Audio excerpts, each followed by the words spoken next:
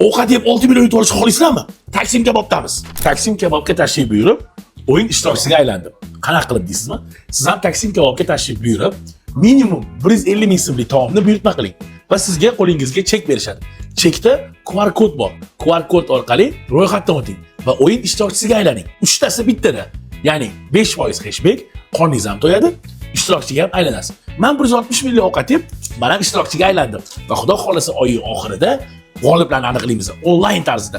Birinchi o'rin uchun 3 million, ikkinchi o'rin uchun 2 million, uchinchi o'rin uchun 1 million. Balki men ham yutib qolarman.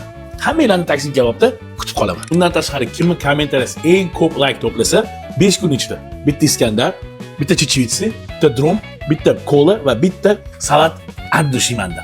5 kun vaqtinglar bor. Kommentni portlatamiz. Chekchi. 160 ming so'm sizdan. Rahmat. Qiziq-a?